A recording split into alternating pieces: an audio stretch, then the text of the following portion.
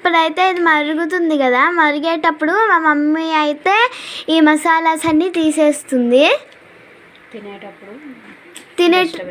తినేటప్పుడు డిస్టర్బెన్స్ లేకుండా ఉంటుంది కాబట్టి తీసేస్తుంది. ఈ బాయిల్ అయ్యేటప్పుడు వీటిలో ఉండే మసాలాస్ అన్నీ ఈ వాటర్లోకి కలిసిపోయి మనకి మంచి టేస్ట్ వస్తుంది.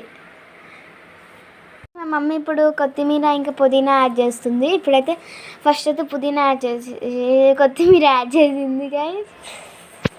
అండ్ నేను కలిపేస్తాను మీన్వైల్. ఓన్లీ పుదీనా అనుకుంటానా, కొత్తిమీర పుదీనా యాడ్ కరో పుదీనా రెండు వేసిందండి.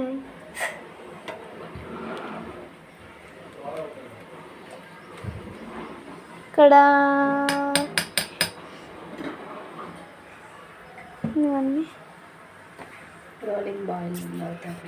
ఇప్పుడు ఇది రోలింగ్ బాయిలింగ్ అవుతుంది. అండ్ ఇప్పుడైతే మా మమ్మీ రైస్ వేస్తుంది.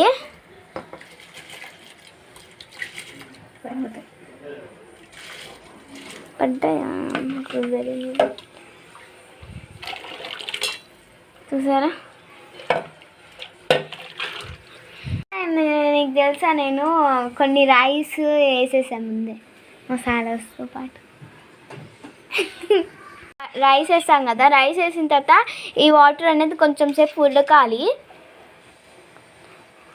అండ్ రైస్ వేసిన తర్వాత మా మమ్మీ అయితే ఇప్పుడు కలుపుతుంది. పైన పడినాయి మంటుంది. Mummy what are the seeds? Mummy what are the seeds? యాలుకలు. ఓహో దిస్ ఆర్ యాలుకలు అంటే కాదు, నేను లెమన్ సీడ్స్ అనుకున్నా. సో మనం ఇప్పుడు కలిపేద్దామా? అయితే కలిపేస్తున్నా, ఎందుకంటే I need that experience you know. అబ్బా చాలా బరువు ఉంది గైస్, నాకు తెలిసి నేను ముయ్యాలేనేమో.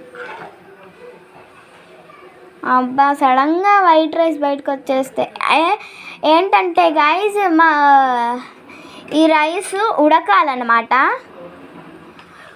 మనం అప్పుడప్పుడు టేస్ట్ చేస్తుండాలి, ఎందుకంటే రైస్ ఉడికిందా లేదా అని. ఉడికితే మనం ఈ రైస్ అంతా ఇంకొక కంటైనర్కి తీసుకొని ఉడికించాలి, ఓకేనా? అంతసేపు ఈ వాటర్లోనే ఉంటుంది రైస్.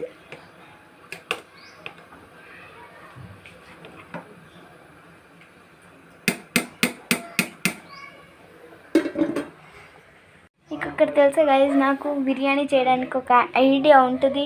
మళ్ళీ నెక్స్ట్ చికెన్ కర్రీ అయితే నేను చేస్తాను, ఆమ్లెట్ అయితే నేను చేస్తాను. ఆమ్లెట్ చేసేటప్పుడు నేను వీడియో కంపల్సరీ తీసి పెడతాను చూడండి, ఓకేనా గాయస్? ఇప్పుడైతే ఇది మరుగుతుంది గాయస్, మరుగుతుంది. నాలాగే నా గుండెలో రక్తం కూడా ఇట్లానే మరుగుతుంది గాయస్. ఇదొకటి. మీరు ఎంతమంది చెఫ్ మంత్ర ప్రాజెక్ట్కి చూస్తారో నాకు కామెంట్ చేసి చెప్పేయండి, ఓకేనా? Because I will also see ప్రాజెక్ట్ని.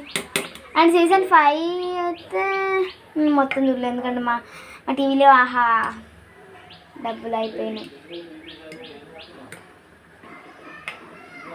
నేనైతే ఇప్పుడు కలిపెడుతున్నా గైస్.